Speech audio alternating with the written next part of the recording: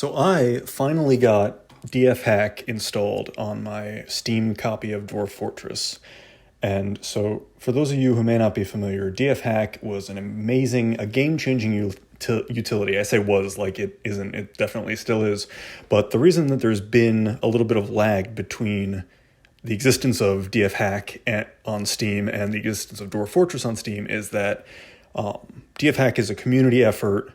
You might have also heard of the Lazy Noob Pack. There's all these utilities that exist to help people get into Dwarf Fortress that are now kind of in a gray area because now that Dwarf Fortress is on Steam, it is kind of much easier to just kind of set it up yourself. So these utilities have become less mandatory for the average player.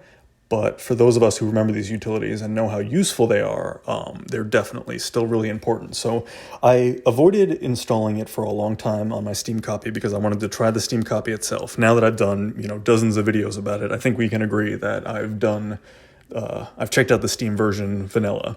So now I did, with some help from the community, thank you, I forget how to say his name, Kasich, but he helped me troubleshoot, and now I have DFHack running. My issue was actually that I had installed it earlier in the week, and I had a slightly out-of-date version that I was trying to install, even though I had downloaded the newest version. It's not important. The installation, actually, that's a great place to start. So the installation, all you have to do is, wherever Steam has installed Dwarf Fortress, you go to that main root directory. So you're in the folder called Dwarf Fortress. And then everything that you've downloaded from the official GitHub, which let me make a note to put that link for them. Got it. Okay. So I will include that link down in the description.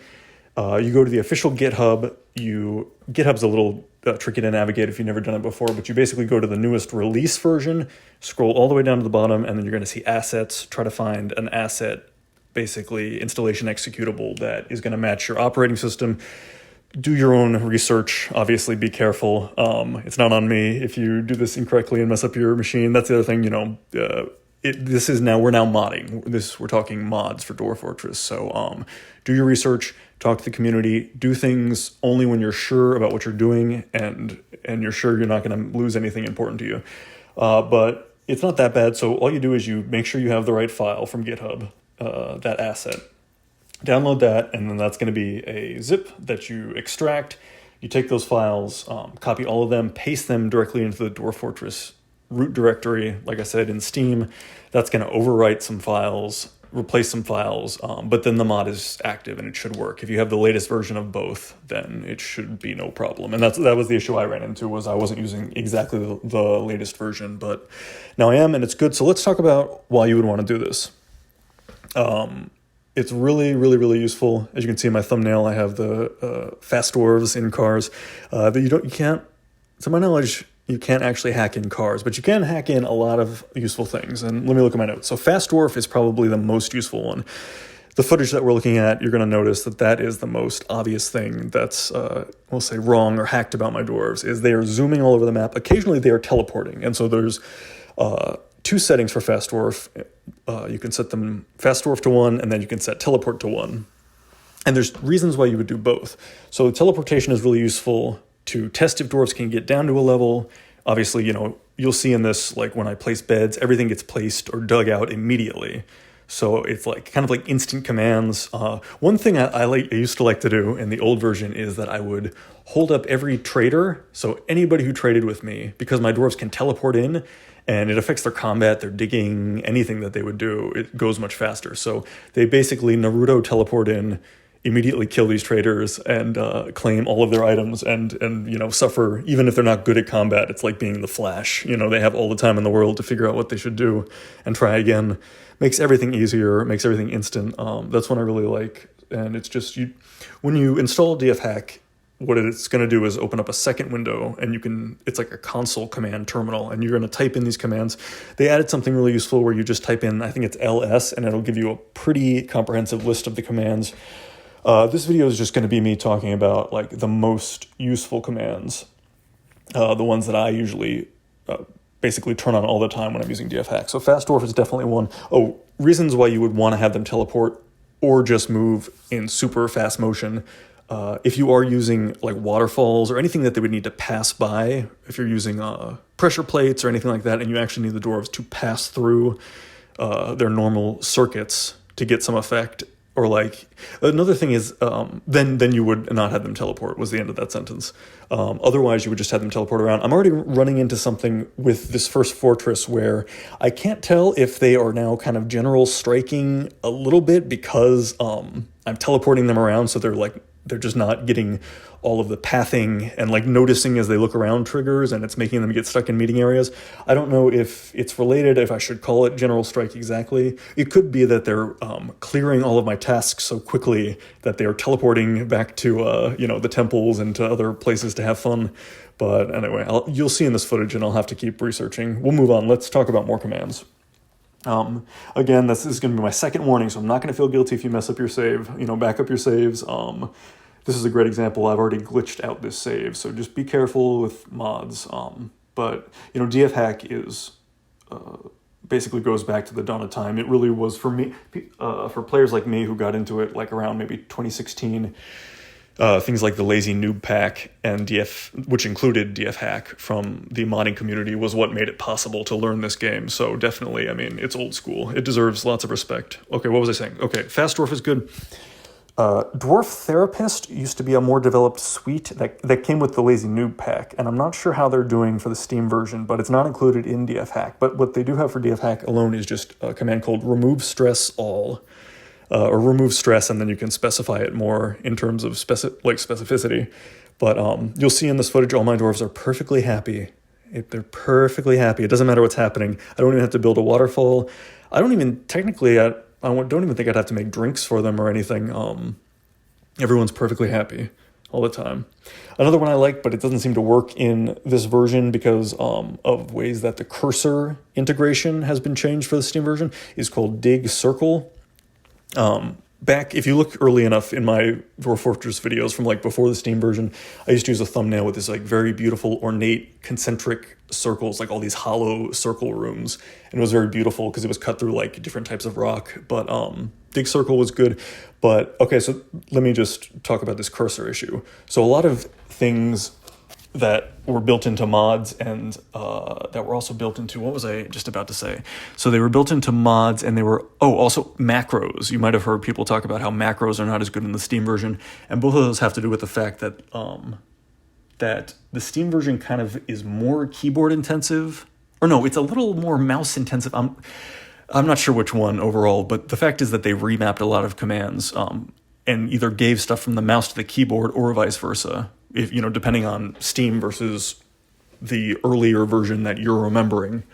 And so that's messed up macros and a few commands like Dig Circle. If you know how to make Dig Circle work, please leave that in the comments for the newest version and newest DFHack version, because I can't. It seems to be bugging and not being able to find my cursor. When I change focus, when I switch over to type something into the DFHack command console,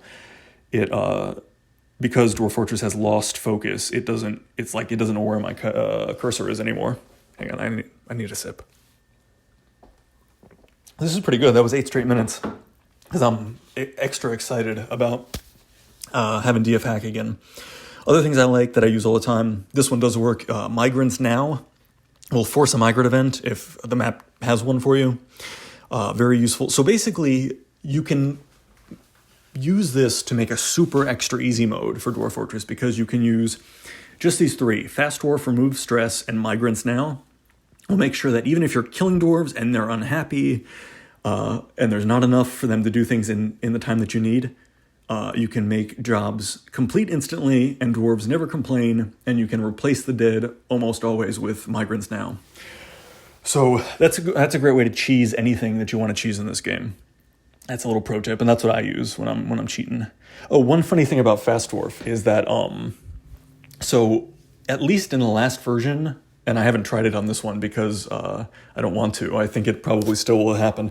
But wheelbarrows are coded such that they have a specific acceleration, a specific speed. Usually a dwarf moves slowly and then extra slowly if they're burdened, but then wheelbarrow makes them move faster. But because Fast Dwarf and teleport are both like way faster than that, Dwarves will instinctively, because that's how they're programmed, they will prefer to use wheelbarrows because that's easier, you know? Like, normally in the game, if they have to carry a big rock, a wheelbarrow is always better.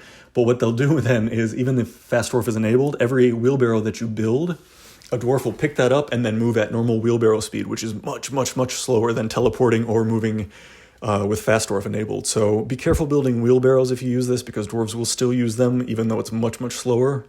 At least last I checked. Let's see, what else do I have for really useful? Oh, so my expedition leader, also my manager, was somehow very grievously injured.